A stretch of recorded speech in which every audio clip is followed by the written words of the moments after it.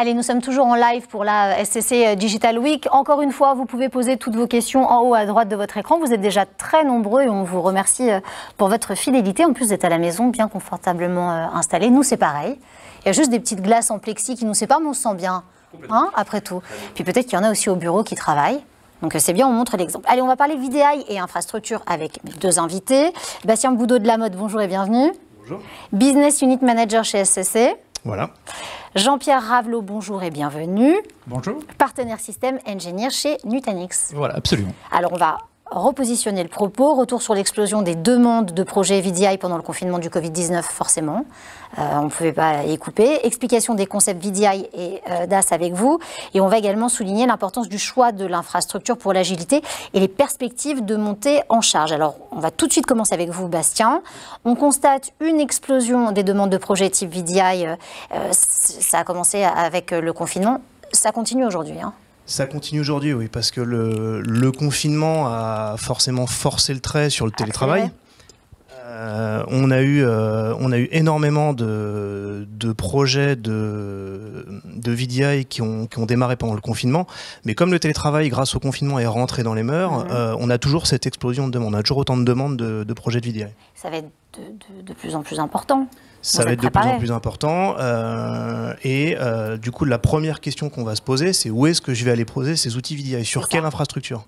C'est pour ça que le choix d'une infrastructure est déterminant. On va pouvoir, en fonction de ce choix, avoir des outils qui vont nous permettre d'être scalables ou pas, et de pouvoir monter en charge. Alors, Jean-Pierre, pouvez-vous nous en dire un petit peu plus sur l'importance du choix de l'infrastructure dont on vient de parler? Parce qu'une fois qu'on s'est dit qu'on allait passer le cap, il faut bien choisir son infrastructure et en fonction de son choix, il y a des gains potentiels. Oui, absolument. Et c'est vrai que, justement, comme le disait Bastien, c'est vrai qu'il faut une solution quelque part qui soit facilement gérable, administrable et surtout évolutive. D'accord? Donc c'est vrai que dans le concept notamment de Nutanix, alors au-delà du fait que ça soit c'est vraiment une plateforme à la base, effectivement, qui est basée sur ce qu'on appelle l'hyperconvergence. Et déjà à la base, c'est vrai que c'est une solution qui permet tout simplement d'ajouter en fonction de la demande tout simplement les nœuds dont on a besoin. Donc c'est pas juste du stockage ou du compute, c'est vraiment, plus que ça. on va dire, voilà, c'est vraiment la capacité aussi de gérer. C'est pour ça que rapidement, par exemple, nos utilisateurs, nos clients, entre autres, ils peuvent rapidement rajouter ne serait-ce qu'un nœud et ils savent qu'ils vont pouvoir gérer comme ça, rapidement, simplement, 200 nouveaux utilisateurs. D'accord ? J'aimerais juste qu'on revienne une seconde avant que vous continuiez sur le côté évolutif. Pourquoi est-ce que pour vous c'est capital, indéniable aujourd'hui? Pourquoi est-ce qu'on est obligé de choisir une infrastructure qui évoluera avec nous? Tout simplement, encore une fois, l'idée c'est surtout en termes de dépenses, parce que c'est vrai que c'est toujours le premier sujet, hein, vous savez, c'est ce qu'on appelle les CAPEX et les OPEX, et c'est vrai que ne serait-ce qu'en termes d'OPEX, le fait de tout simplement d'investir dans ce qu'on a besoin au moment où on en a besoin, c'est l'idéal. C'est ce qu'offrent notamment des technologies comme Nutanix. Et puis au-delà de ça, vous avez fait une référence effectivement à ce qu'on appelle aussi les OPEX, d'accord, et c'est tout ce qui va être coût de gestion et d'administration de la plateforme, et c'est vrai que pour ça, en tout cas tous nos clients jusqu'à présent reconnaissent chez nous toute cette simplicité d'administration, ne serait-ce que dans l'évolution et aussi dans les mises à jour, parce que vous savez que c'est des choses qui sont relativement compliquées sur ce type d'infrastructure. Oui, voilà. Ça peut être barbare quand dans une entreprise on n'y connaît rien. Absolument. On a besoin d'être accompagné, bien accompagné. Exactement. Et c'est le cas. Alors accompagné au niveau technologique, mais aussi accompagné par un partenaire, absolument. Oui, bien sûr. Parce qu'il faut des compétences. Et les compétences, elles sont indéniables. On parle de VDI, mais aussi on parle de DAS de plus en plus. Alors, pour ceux qui ne savent pas ce que ça veut dire, encore un mot barbare, messieurs, si vous le permettez, ça signifie Desktop as a Service. D'accord? Est-ce que vous pouvez nous en dire un petit peu plus sur ce fameux DAS? Oui, alors, en fait, le VDI, on va mettre à disposition des utilisateurs des outils qui vont permettre de travailler facilement à distance. D'accord. Toujours avec le matériel de l'entreprise. Alors que le Desktop as a Service, c'est un service cloud qui va permettre de retrouver son environnement de travail n'importe où. Et qui va permettre notamment aux collaborateurs de l'entreprise, si besoin, de se connecter à partir de leur PC personnel, de n'importe quel poste chez eux, pour accéder de manière sécurisée à leur environnement de travail d'entreprise, sans avoir à gérer en fait le parc informatique qui appartient à l'entreprise et les outils qui sont installés dessus. On est vraiment dans le service cloud. Alors pour les gens qui nous regardent aujourd'hui, qu'ils soient à la maison ou qu'ils soient en train de travailler à leur bureau, j'aimerais qu'on donne un cas d'usage pour montrer la mise en place de ce type de projet, quelque chose de concret qui va nous permettre de bien comprendre, en quelque sorte, toutes les étapes. Alors, sur le VDI ou sur le DAS? Alors, on va d'abord faire VDI et après on va faire le DAS. Parce que moi, ça m'intéresse. Sur le VDI, on a un cas très intéressant parce qu'on a un client du secteur finance qui nous a contactés en début de confinement, qui avait signé une charte télétravail. D'accord. Et qui avait autorisé 1 jour de télétravail par semaine à ses collaborateurs. On a le droit de le citer ou pas? Donc, non, on n'a pas le droit de le citer, malheureusement, on n'a pas eu l'autorisation avant la Digital Week. Donc ça nous fait un peu moins de 20% d'employés en télétravail à temps plein. Et c'est énorme à ce moment-là. Hein. C'est, voilà, à partir du moment où on a signé la charte, mais ils étaient, donc l'absorption de charge en termes d'infrastructure était à hauteur de 20%. Au moment où tout le monde s'est retrouvé à la maison, donc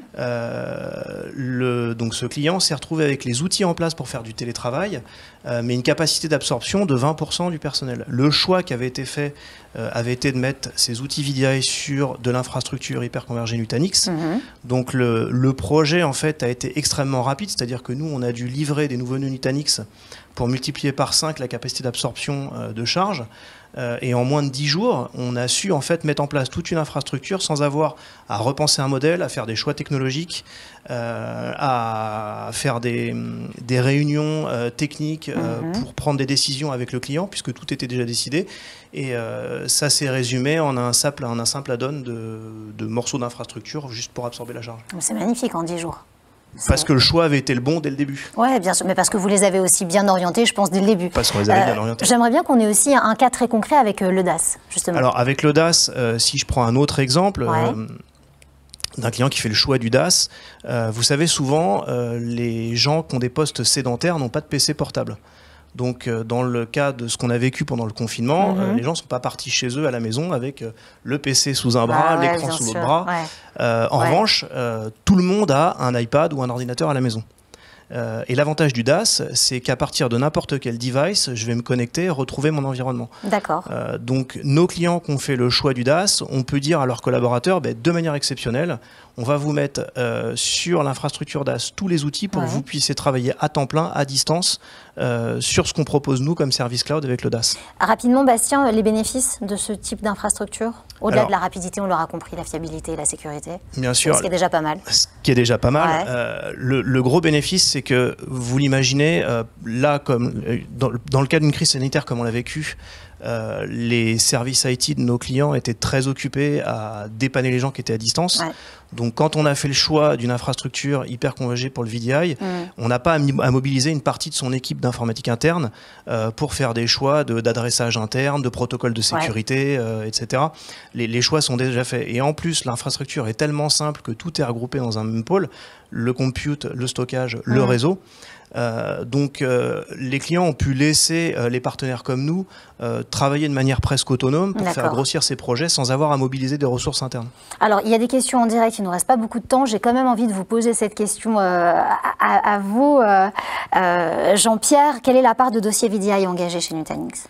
Aujourd'hui, alors évidemment, l'après-Covid a fait qu'évidemment, il y a énormément de nouveaux dossiers qui ont été engagés. Globalement, aujourd'hui, ça représente quand même entre 20 et 25%. Vous voyez, des projets globaux. Voilà, absolument. C'est plutôt pas mal. Énorme, oui, absolument. Merci à tous les deux d'avoir été avec nous, c'est très intéressant. On est toujours pris par le temps, j'aimerais que ça continue encore bien longtemps.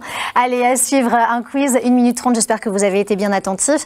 À la clé pour les clients d'SCC qui répondront correctement, de beaux cadeaux à gagner. Quant à nous, on se retrouve forcément dans 1 minute 30. Merci messieurs.